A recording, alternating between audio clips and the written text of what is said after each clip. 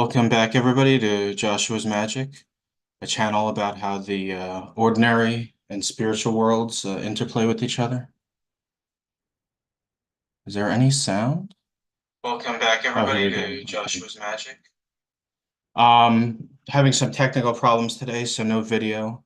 The video on my camera stopped working abruptly, but we can press on with the usual live stream. The topic today is the spiritual triad and the Antakarana. The spiritual triad is a part of our being that exists in a state higher or deeper than our soul or higher self, and is only contacted when there's a certain degree of fusion between the soul and the personality. And the Antakarana, known as the Rainbow Bridge, is this bridge in consciousness we build first from our awakened consciousness to the soul, and then later the spiritual triad and the monad. But we will get into all of that. And you can find all these quotes on my Instagram and Minds page at Joshua's Magic, and that's linked below. But on to the first quote. Other groups are associated in a peculiar manner with the number 4. They are occupied with the bridging work carried forward between the personality and the monad, the triple lower man and the spiritual triad, and also between the lower mind, the soul, and the higher mind, thus linking that relatively lower triplicity with the unity, the spiritual triad. The fourth kingdom in nature is, in its turn, a bridging kingdom. The fourth kingdom in nature being humanity, by the way, between the 3 superhuman kingdoms and the 3 subhuman. Again, the fourth plane, which must be reached by the bridge of light, the Antahkarana, is the link between the 3 higher worlds of spiritual being and the 3 lower worlds of human endeavor and experience. The energy with which the group of disciples along this line of activity has to work is the light of the soul, remembering ever that the light is substance. Their effort is to create as individuals and also as a group of disciples a great pathway of light between the personality and the spiritual triad, Atma, Buddhi, Manas, or the spiritual will, the intuitive understanding, and the higher mind. That's from Discipleship in the New Age. So it's highlighting here how humanity is the fourth kingdom in nature, and we're supposed to connect the higher spiritual realities and bring those into connection with the animal, vegetable, and mineral kingdoms. And humanity hasn't quite reached that goal yet. But that's kind of further ahead when we've gotten things figured out. So moving on to the next quote. Let's see here. Here we go. We will divide what we have to say about the functioning and effects of the law of repulse into 3 parts. A, the law of repulse and the function of the quality of desire. B, the law of repulse as it expresses itself upon the path of discipleship and initiation. C, the law of repulse as it drives in 7 directions and forces all that it contacts back upon the bosom of the 7 spiritual fathers. This law works through the soul in all forms. It does not literally affect matter, except insofar as form is affected when the soul withdraws or occultly repudiates. It will be apparent, therefore, that our understanding of its activity will depend largely upon the measure of soul force of which we may individually be aware, and the extent of our soul contact. Our point upon the ladder of evolution will govern our manipulation of this law, if such a term may be used, and determine our capacity to be sensitive to its impact. If we are unable to respond to its influence in any measure, that in itself is sufficient to indicate our development. Unless the mind is active, unless we are beginning to intelligently use the mind, there is no medium or channel through which this influence can flow or work. Never let it be forgotten that this influence or law of our spiritual being is that which reveals the will, plan, or purpose of the divine life, as it expresses itself in the individual or in humanity as a whole. Let us never forget that unless there is a thread of light, that can act as a channel, that which this law can convey will remain unknown, unrealized, and useless. These laws are the laws which govern predominantly the spiritual triad, that divine triplicity which expresses itself through the medium of the soul, just as the three aspects of the soul in their turn reflect themselves through the personality. And again, you have more illustration of the law of correspondence, how reality is reflected similarly in multiple instances. And the law of repulse is a number of laws the Tibetan lists, but it's basically you're being repulsed by the lower inclinations and returning to the spiritual source. And so much like the story Jesus laid out of the prodigal son who leaves his father's house and indulges in all sorts of pleasures in a far country, he then becomes tired of it, and he comes under the effect of this law of repulse. And what attracted him now begins to repulse him, and being repulsed from the lower pleasures and the lower world, he sets on his way back to the Father's house. And that's what we're doing on the spiritual path. Is we've had enough of desire and getting what we want in a lower sense, and now we're seeking to move back to the soul, and then eventually after that back to the monad and pure spirit. So, and if you're enjoying this live stream, please leave a like on it and consider sharing it with somebody who might also appreciate it. Really help out the channel. And I wanted to thank everybody who left likes on the last live stream. It was the most likes we've gotten on any of these so far. So I really appreciate that, and welcome to the new subscribers. After the third initiation, the way is carried forward with great rapidity, and the bridge is finished, which links the perfected higher spiritual triad and the lower material reflection. So just to touch on the initiations briefly, the first initiation has to do with overcoming fear and matter. So overcoming desires and want for things.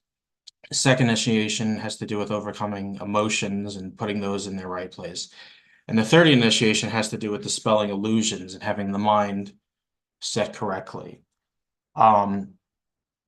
But the third initiation kind of marks the union of the soul and the personality. And at that point, the Antakarana then moves to bridging between the individual and the spiritual triad or the monad, even if it's not fully complete then, but that's the new task when one reaches this third initiation.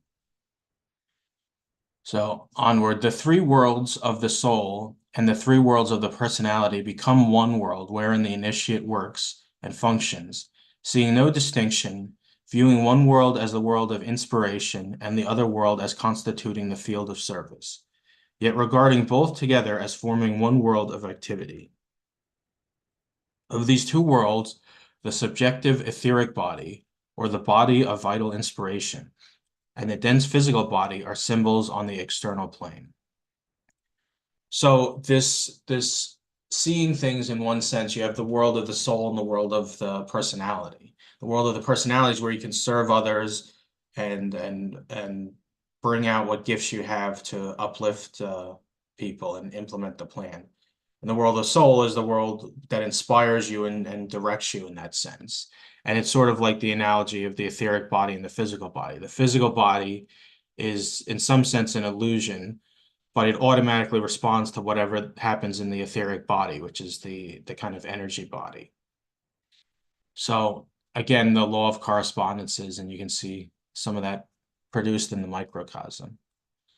So he continues saying, how is this bridging Antahkarana? And it refers to this in different terms because I guess different people have different spellings, but this is the Antakarana, the rainbow bridge.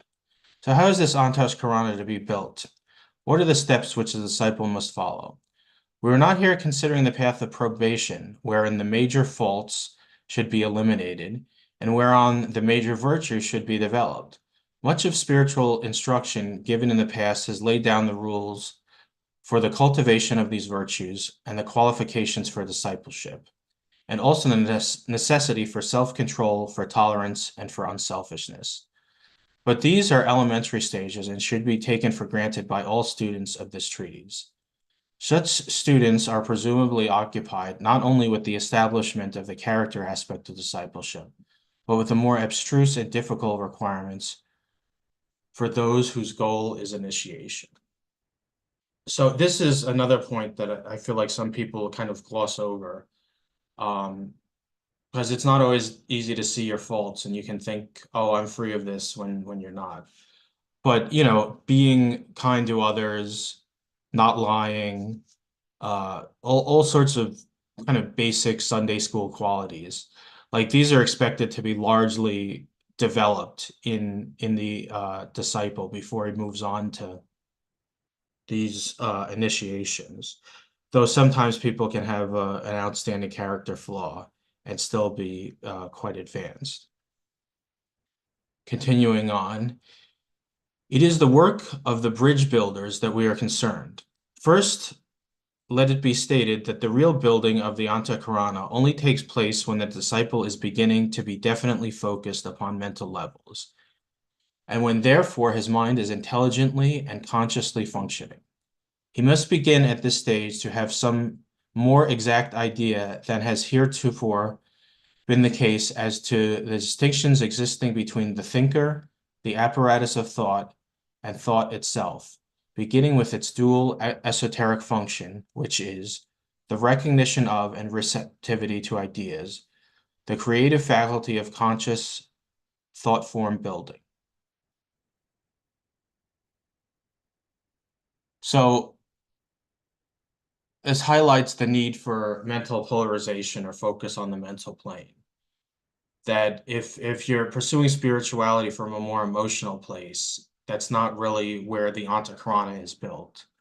Your consciousness needs to be able to rise out of that emotional place, not having no emotion at all, but not having your decision and your thoughts controlled by emotions largely. And then that initial stages of building the Antakarana can move forward. So the next one, I gave some thoughts myself here, and I'll read through those. What can I say on the spiritual triad in the Antakarana? The Antakarana is the bridge we build from our brain consciousness to the soul, and then later to the spiritual triad and the monad, our point of pure spirit, or our personal father in heaven, so to speak. This work takes lifetimes, but the process of building the connection to the soul, at least, can start today.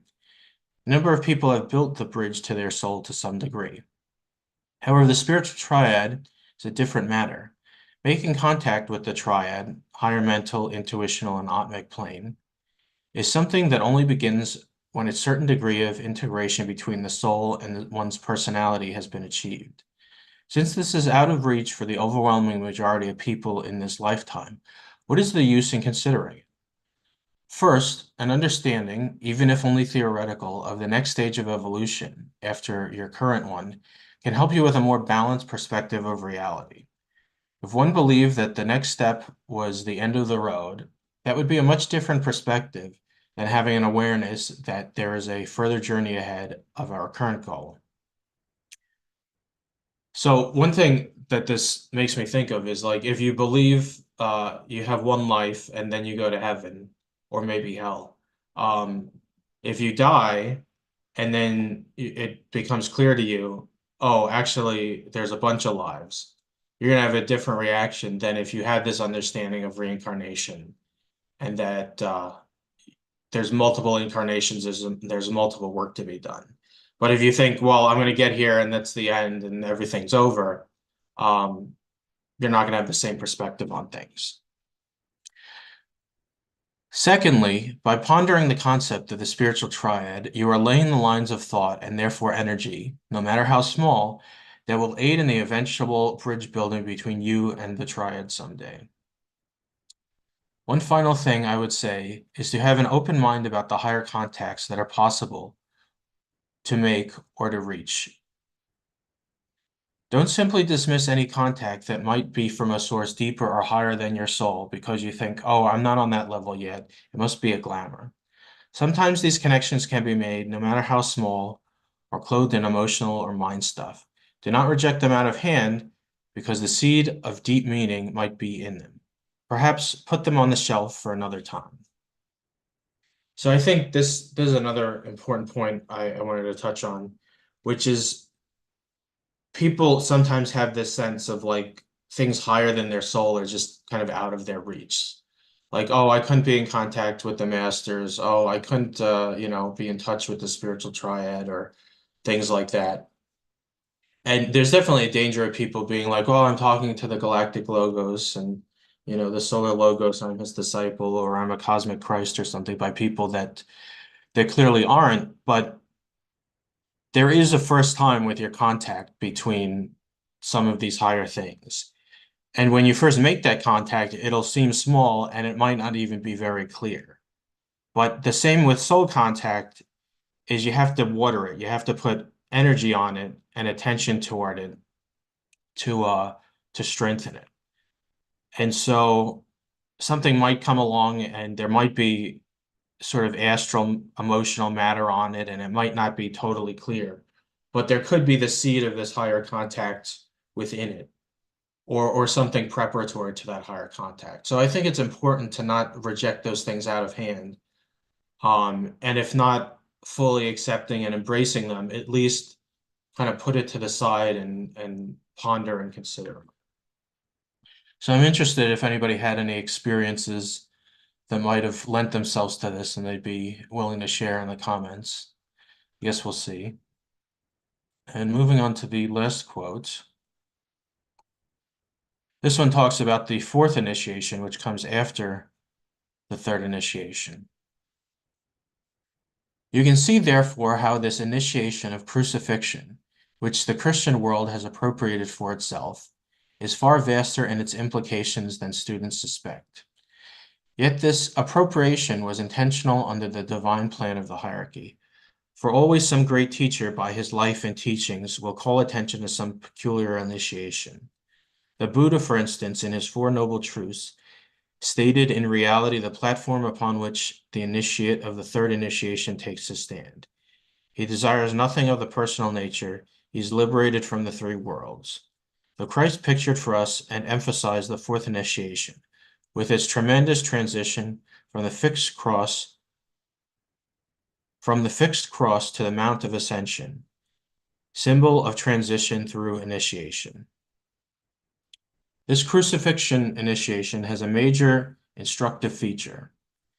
This is preserved for us in the name which is frequently given to the fourth initiation, the Great Renunciation. One tremendous experience is vouchsafed to the initiate at this time. He realizes, because he sees and knows, that the Antakarana has been successfully completed, and that there is a direct line of energy from the spiritual triad, via the Antakarana, to his mind and brain. This brings to the forefront of his consciousness the sudden and appalling recognition that the soul itself, the egoic body on its own level, and that which for ages has been the supposed source of his existence and his guide and mentor, is no longer needed. His relation as a soul-infused personality is now directly with the monad. He feels bereft and is apt to cry out, as did the Master Jesus, my God, why hast thou forsaken me?" But he makes the needed renunciation, and the causal body, the soul body, is relinquished and disappears. This is the culminating renunciation and the climaxing gesture of ages of small renunciation. Renunciation marks the career of all aspirants and disciples. Renunciation consciously faced, understood, and consciously made. So the fourth initiation, this initiation of renunciation, you see it pictured in Jesus saying, not my will, but thy will be done. He had this idea of gathering Israel together, gathering and building the kingdom of God, but it was revealed to him that that wasn't possible. at the time, and so he had to put that dream aside and go with God's will at the time. And so this idea, which might be controversial to some people, that eventually your soul is dispersed, because the soul is a bridging connection, much like Christ was, between God and man. And Christ, in a sense, dies and rises again, and just like your soul. But it's the soul-infused personality. Your personality and your soul become one. And that single unit then has the relationship with the monad or the father. So I hope you guys found these quotes useful today. And I'd encourage you to give some contemplation to the Antakarana and the Spiritual Triad, and consider what value it has to you at this time. What thoughts about it strike your consciousness and resonate with you. And until next time, this has been Joshua's Magic. Good luck, everyone. May the force be with you. And like, share, and consider subscribing if you like these videos, and turn on that notification icon. All right, till next time, have a good week.